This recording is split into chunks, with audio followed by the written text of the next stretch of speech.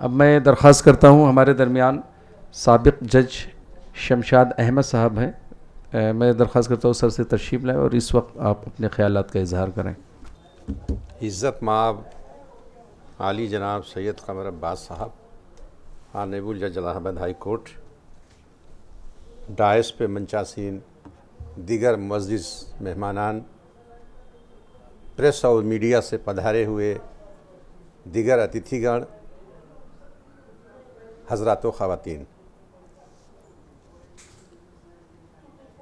आज इस मौके पे इतना शानदार आयोजन उर्दू एकेडमी के ज़िम्मेदारान ने अरेंज किया है।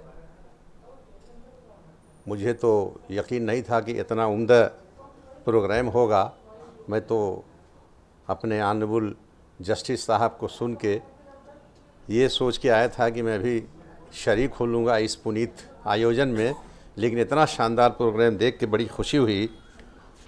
उर्दू, जैसा कि तमाम मेरे पूर्व वक्ताओं ने बताया, बड़े अच्छे अच्छे मकाले सुने और सुनाए गए। अब उसके बाद ज़रूरत नहीं है कि हम जैसे गैर उर्दूदां लोग रोशनी डालें, लेकिन आप सभी लोग वाकिफ़ हैं कि उर्दू ज़बान एक ज़बान नहीं, एक मुकम्मल तहज़ीब है।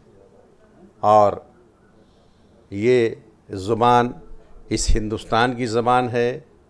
वो यहीं पैदा हुई, यहीं पली बढ़ी। इसलिए हम सब लोगों का धर्म है कि इस अज़ीम ज़ुबान को, जिसने हिंदुस्तान की आज़ादी में नुमायाँ रोल अदा किया, उसको मुस्तक़बिल में भी इसी तरह से सजो कर रखें और इसके फ़रोग़ के लिए नुमायाँ जो इक़दामात हमारे फ्रीडम फाइटर्स ने किया, उनको नकल करते हुए उन्हीं के रास्ते पे गामज़न रहें और हम अपनी आने वाली नस्लों को ज़्यादा से ज़्यादा तरग़ीब दें उनको कि वो इस ज़बान को ज़िंदा रखें, इस ज़बान को पढ़ें, पढ़ावें, बोलें। तभी जो है वे मुस्तक़बिल में अपनी तहज़ीब को बचा सावेंगे। ये सही कहा गया है कि ज़बान का ताल्लुक़ कल्चर से होता है, और मैं क़ानून का विद्यार्थी हूँ। कल्चर को प्रोटेक्ट करने के लिए हमारे ऑनरेबल जज साहब हैं, हिंदुस्तान के आइन में भी प्रोविज़न दिया गया है कि आप अपने कल्चर को प्रोटेक्ट करने के लिए कोशा रहें।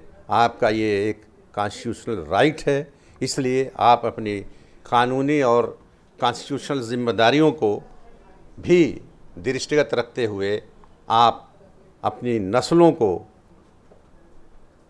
कोशिश करें कि वे उर्दू की बका के लिए, उर्दू की तरक्की के लिए बराबर जो है काम करते रहें। अगर उर्दू मिट गई तो आपकी तहज़ीब मिट जाएगी। हम उर्दू के लिए दूसरों को बहुत ज़्यादा इल्ज़ामात लगाते हैं। मेरा अपना मानना है कि चूँकि ये ज़ुबान मुसलमानों की मादरी ज़बान है और पूरे हिंदुस्तानियों की ज़बान है, इसलिए सबसे पहले हमारी ड्यूटी होती है कि हम इस पे काम करें और इसको आगे बढ़ाएं। इल्ज़ामात लगाने से कुछ नहीं होगा। अभी उर्दू को हमारे स्पीकर साहब लोकसभा के, उन्होंने जो है अभी जो पार्लियामेंट की ज़ुबान नहीं हुई थी उसमें 6-7 ज़ुबानें शामिल किया है, आसामी और उड़िया, कौन कौन, उसमें उर्दू को भी शामिल किया है। ये गवर्नमेंट ऑफ इंडिया का, ये हमारी वर्तमान संसद का एक बहुत ही सराहनीय कदम है। और हम लोग यहाँ जितने भी लोग इकट्ठा हैं, इस उनके एक्शन को जो है हम लोग जो है उसकी पजीराई करते हैं। और उर्दू का हाल हमारे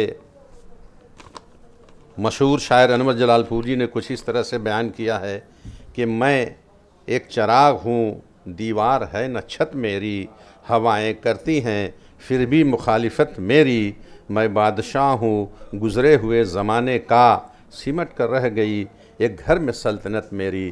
तो इससे हम लोगों को सबक लेना है और बस ज़्यादा ना बोल के इसलिए कि हमारे मेहमान ख़ुसूसी इज़्ज़त माब जस्टिस साहब हैं, उनको सुनने के लिए, और दूसरे हमारे जो है मेहमान प्रोफेसर साहब हैं, वाइस चांसलर साहब, उनको सुनने के लिए आप सभी लोग बड़े एंक्शस होंगे।